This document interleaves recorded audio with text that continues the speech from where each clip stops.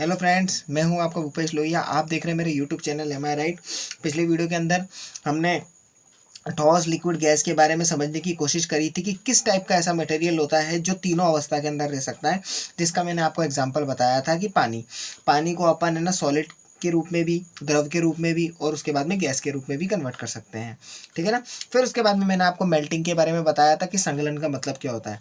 संगलन का मतलब हो गया यानी मेल्ट होना। मेल्ट होने का मतलब हो गया कि कोई भी एक वस्तु है अपने न्यूनतम तापमान पर, न्यूनतम का मतलब हो गया कम से कम ऐसा तापमान जिस पे वो पिघलना शुरू कर दे, तो वो उसका मेल्टिंग पॉइंट कहलाता है।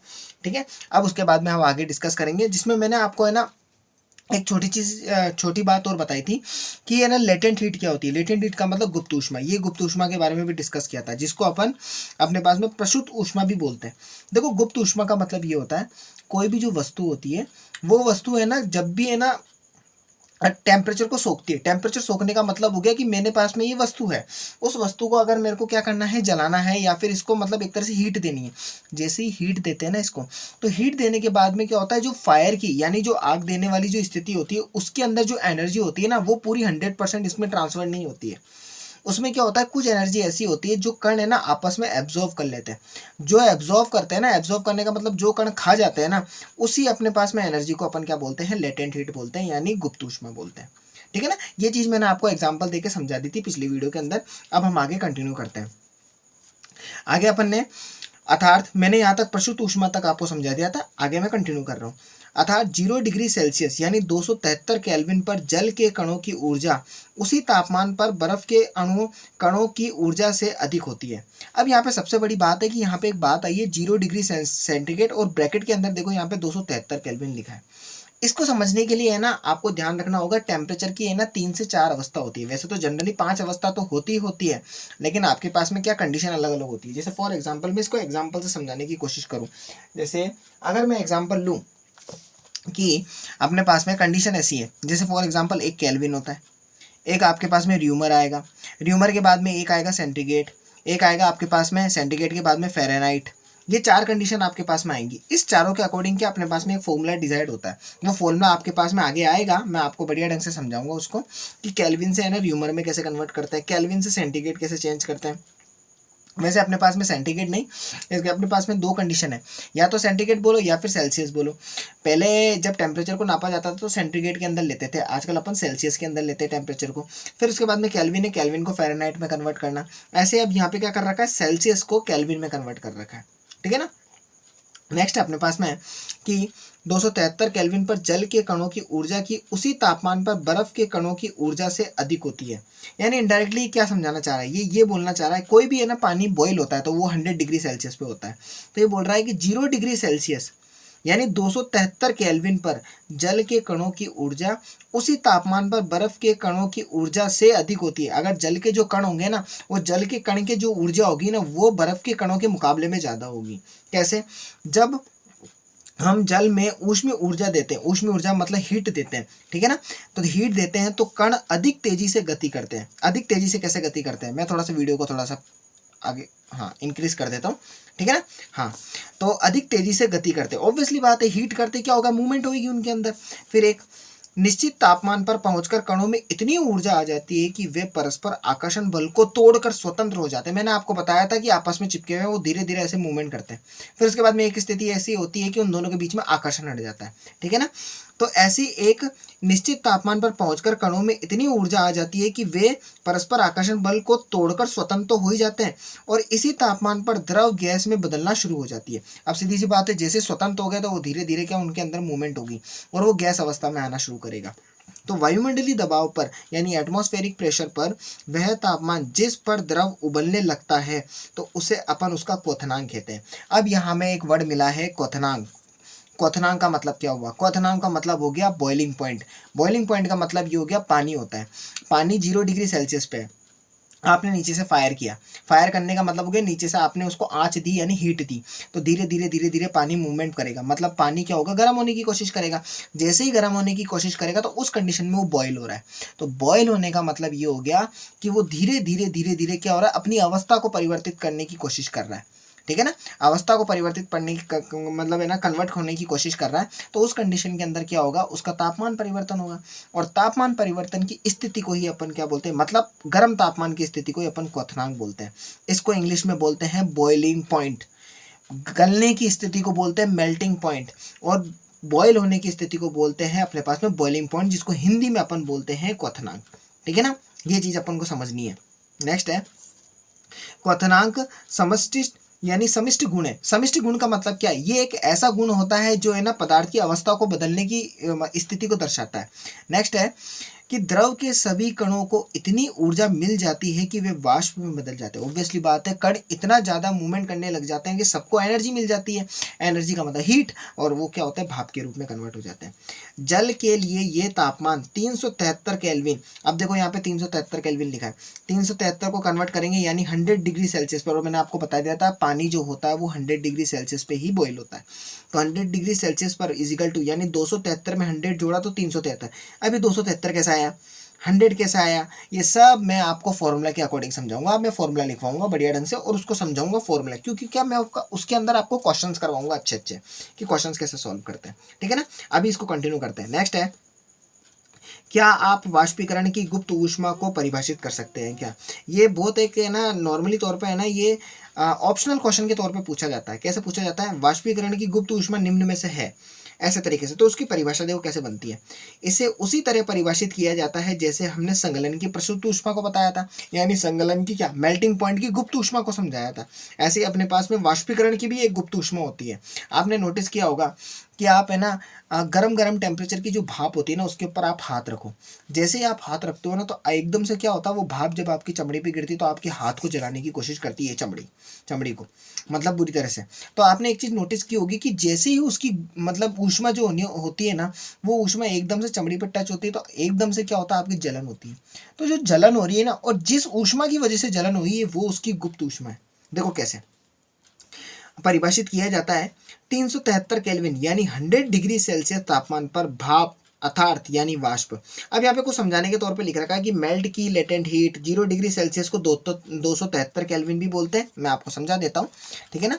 यहाँ पे मैंने नीचे लिख रखा है कि यहाँ पे 0 डिग्री सेल्सियस है, उसको अपन 273 केल्विन भी बोलते हैं। ऐसे 100 डिग्री सेल्सियस को मैंने बताया दिया, 100 डिग्री सेल्सियस को अपन 373 केल्विन बोलते हैं। ये चीज़ अपन फॉर्मूले के अंदर बहुत बढ़िया ढंग से समझ पाएंगे। ठीक है, नेक्स्ट आगे कंटिन्यू करते हैं अभी के लिए। नेक्स्ट है अपने पास में कि के कणों में उसी तापमान पर पानी के कणों की अपेक्षा अधिक ऊर्जा होती है। ऐसा इसलिए है क्योंकि भाप के कणों ने वाष्पीकरण की गुप्त ऊष्मा के रूप में अतिरिक्त ऊष्मा को अवशोषित कर ली। मैंने बोला था भाप आ गई।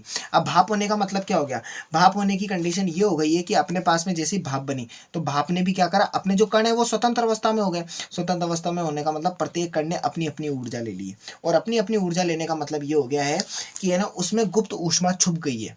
अब देखो कैसे, ठोस होता है वो ठोस द्रव में बदलता है, तो इसका देखो तीर का निशान इधर की तरफ है।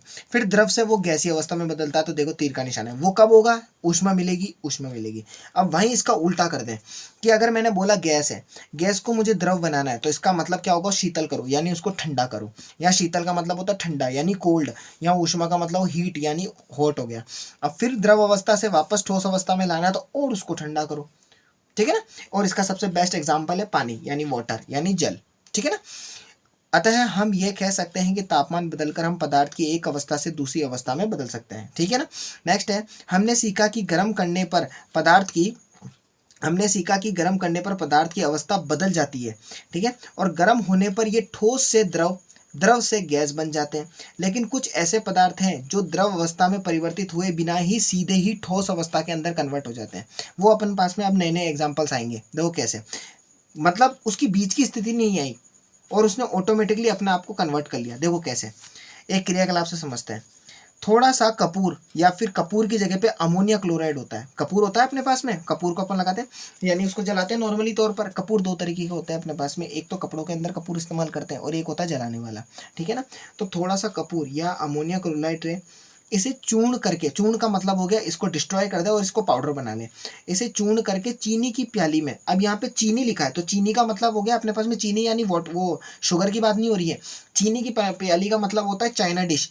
जो चाइनीज लोग होते हैं ना, वो एक क्या करते हैं, एक है ना गोल आकृति के अंदर है ना एक प्याली लेते हैं, उसके अंदर नूडल्स वगैरह खाते हैं, उस टाइप का प्याली, तो इसे चीनी की प्याली यानी अपने पास में चाइना डिश में डालें और एक कीप को उल्टा करके इस प्याली के ऊपर रख दे। अब एक अपने पास में जो कीप होती है ना, खाली कीप होती है जिसके ऊपर पर ना मतलब पानी को छानने वगैरह का काम करते हैं और नीचे की तरफ में कीप में एक नली लगी हुई होती है, वैसी कीप ले ले। अभी एग्जांपल आपको दिख जाएगा यहाँ पे। इस कीप के एक सिरे पर एक रुई का टुकड़ा लगा दे, ऊपर से बंद कर दे और जैसा कि चित्र में दिखाया गया। अब चित्र के अंदर क्या दिखा रखा है ये देखो, चित्र के अंदर शो कर रखा है। इसके अंदर ये देखो अपने पास में ये ऊपर होगी अपने पास में कीप, ये अपने पास में चाइना की डिश और अंदर की तरफ में अमोनिया पाउडर या फिर अपने पास में कपूर, उसको पाउडर बना रखा है और उसके बाद में यहाँ पे बंद कर रखा है इसको रुई से। और यह नीचे की तरफ में देख लो इसको बर्न कर रहे हैं। बर्न करने का मतलब हो गया इसमें आग लगा रहे हैं। जैसे अपन इसको हीट देना शुरू करते हैं तो उस कंडीशन में क्या होगा कि इसका जो ये ऊपर का ये जो आपका पास में जो ये अमोनिया है ना, यानी अमोनिया क्लोराइड, यानी इसका मतलब हो गया अपने पास में कपूर।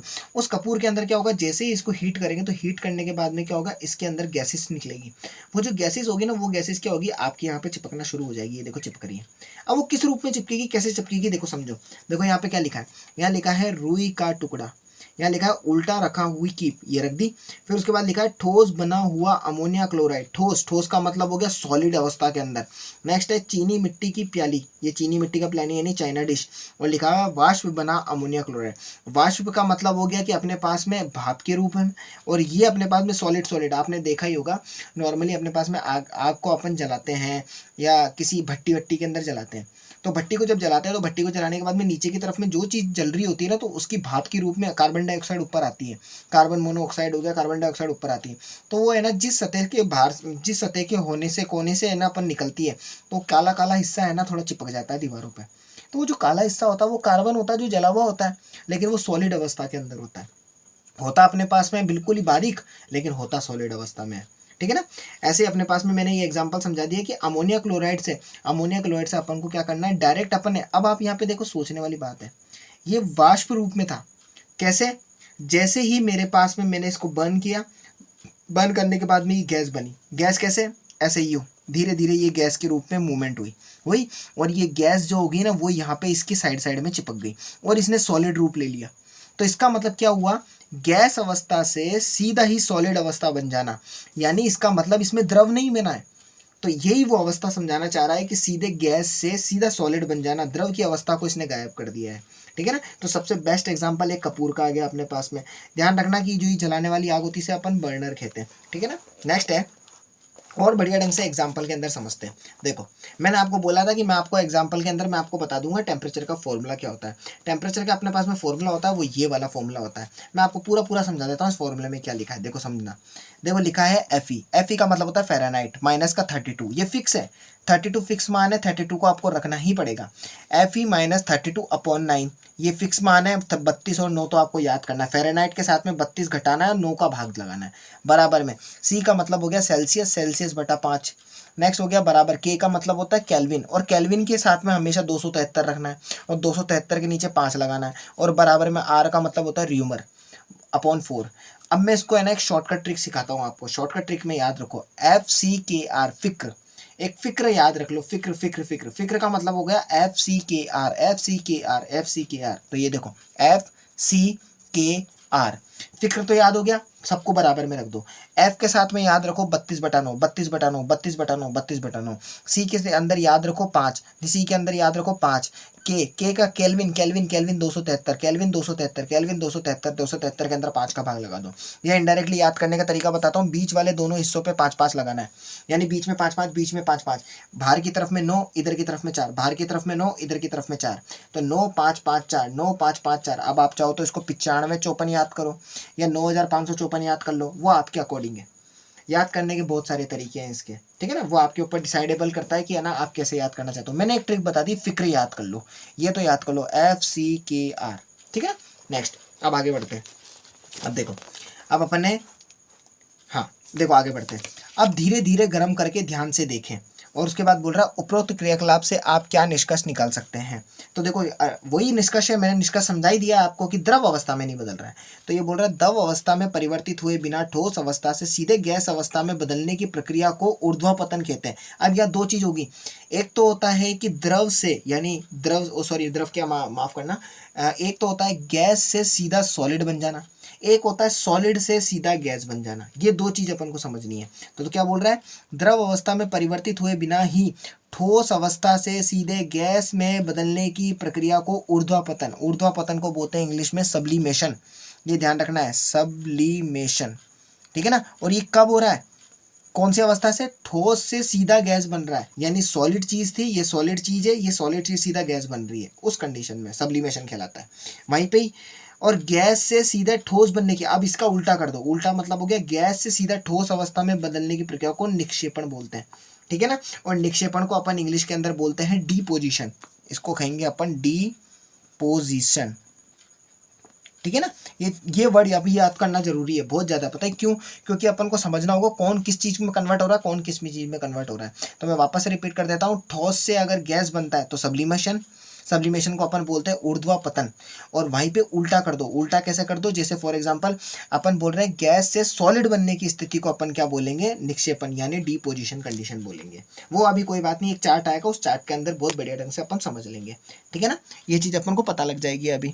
नेक्स्ट है, अब उसके बाद में अपने पास में है कि दाब परिवर्तन का प्रभाव। अब दाब का मतलब होता है प्रेशर, परिवर्तन का मतलब होता है चेंज, और प्रभाव का मतलब होता है इफेक्ट। यानी प्रेशर परिवर्तन यानी चेंज, यानी प्रेशर चेंज इफेक्ट, यानी प्रेशर के चेंज होने पर क्या क्या इफेक्ट होते हैं। देखो कैसे, क्या अपन समझेंगे, थोड़ा माफ करना, थोड़ा स्क्रीन के ऊपर लगी वीडियो में।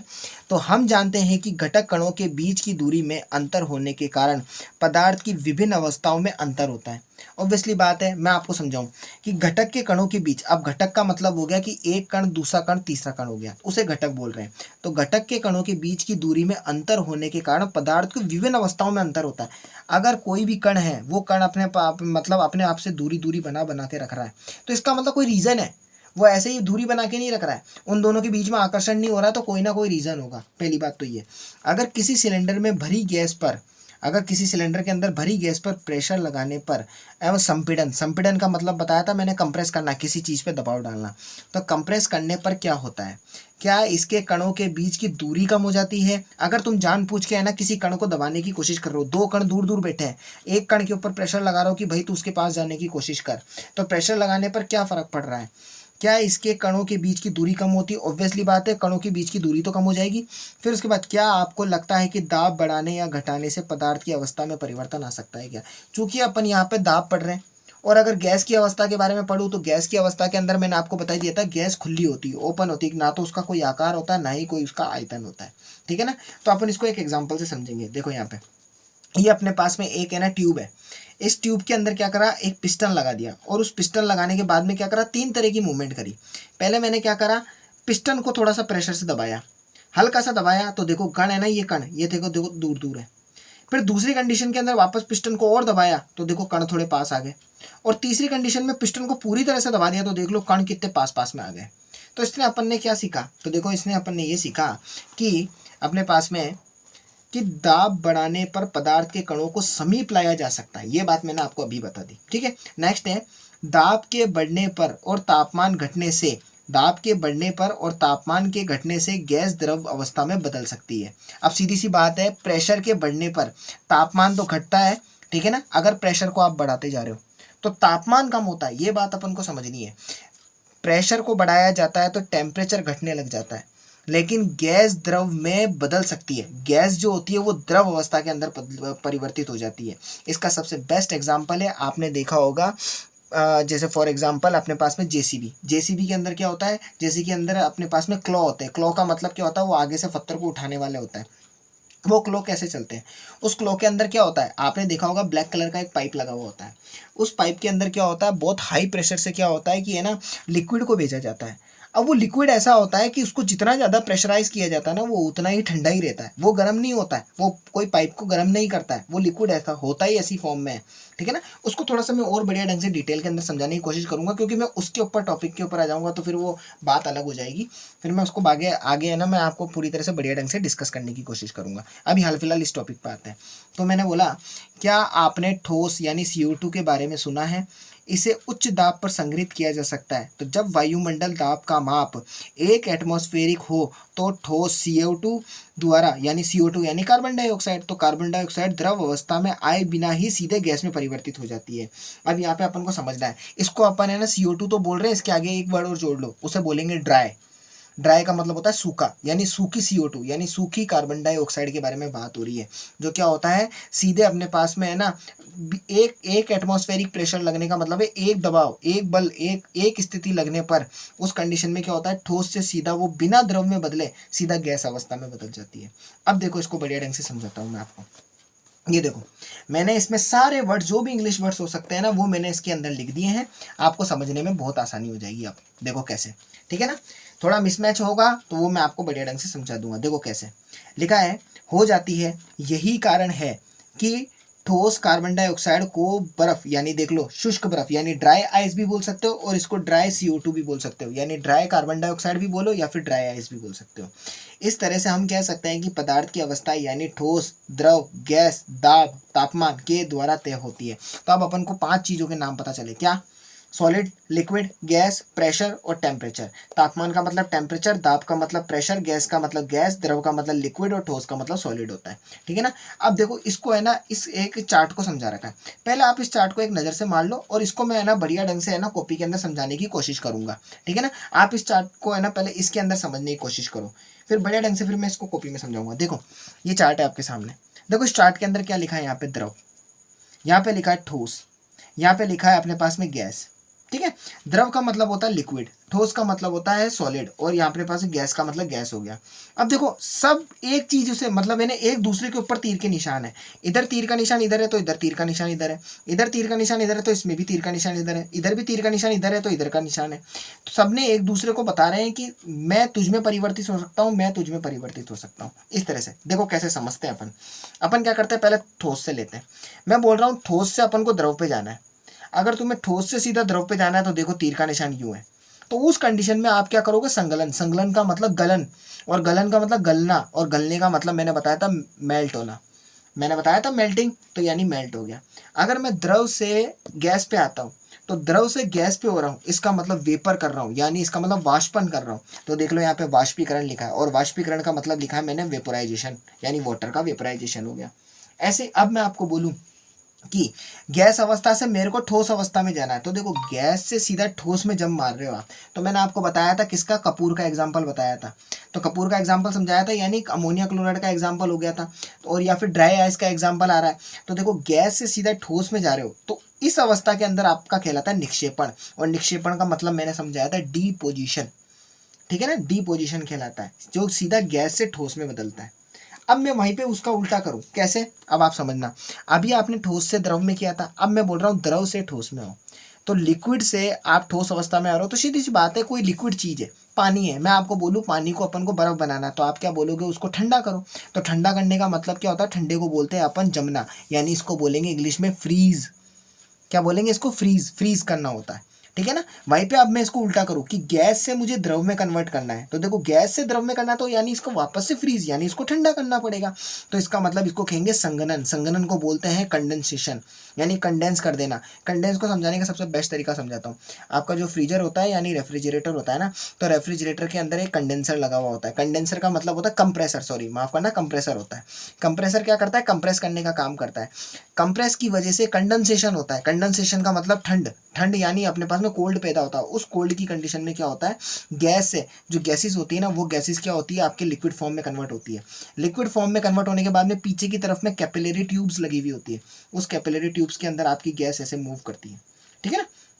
वो अब आगे का टॉपिक हो जाएगा थोड़ा, तो इसलिए मैं ज़्यादा डिस्कस नहीं करूँगा, बस मैं आपको लॉजिक तौर पे मैं आपको समझाने की कोशिश कर रहा हूँ कि है ना, बस है ना इनडायरेक्टली है ना, बस गैस से जब भी द्रव को अवस्था को परिवर्तित किया जाता है तो उसे अपन संघनन यानी कंडेंसेशन बोलते हैं। अब वहीं पे मैंने गैस से ठोस तो समझा दिया, अब ठोस से गैस को समझा देता हूँ। जब ठोस से गैस में परिवर्तित करते हैं, देखो तीर का निशान इधर है, तो ठोस से सीधा गैस में भाग रहे हैं तो उसे ऊर्ध्वापतन कहते हैं। ऊर्ध्वापतन का मतलब होता है सब्लिमेशन होता है, ठीक है ना, वो क्या होता है अपने पास में सब्लिमेशन, ठीक है। ये चीज़ मैंने आपको बता दी है। अब यहाँ पे फाइनली अपन ने एक चार्ट देख लिया। सारे इस पूरे पार्ट का जो सार था ना वो यही था, सॉलिड लिक्विड गैस है आपस में एक दूसरे से किस तरह से मूवमेंट कर रहे हैं, किस तरह से मतलब किस कंडीशन के अंदर एक दूसरे को चेंज करने की कोशिश कर रहे हैं। मैं इस चार्ट को वापस से है ना कॉपी के अंदर बनवाऊंगा, आपको समझाऊंगा, ठीक है ना, उसमें आपको बढ़िया ढंग से समझने आएगा। ठीक है, तो आज की वीडियो के अंदर बस मैं इतना ही रखता हूँ। अगले वीडियो के अंदर मैं आपको चैप्टर के अंदर जो भी आगे के है ना टॉपिक्स है, जैसे टेम्परेचर से रिलेटेड हो गया, वाष्पीकरण से रिलेटेड हो गया, जो जो अच्छे अच्छे टॉपिक इसके अंदर आएंगे वो कंटिन्यू करता जाऊंगा, समझाता जाऊंगा। अभी स्टार्ट हुआ है, वक्त लगेगा, धीरे धीरे टॉपिक को जब समझना शुरू कर देंगे तो साइंस अपने दिमाग में घुसना शुरू हो जाएगी। ठीक है ना, तो आप मेरे साथ में बने रहिए और बस आप इस तरह से मेरे साथ में है ना लगातार कंटिन्यू करते रहिए। ठीक है, तो अब मैं अपने वीडियो को विराम देता हूँ, तब तक के लिए बाय।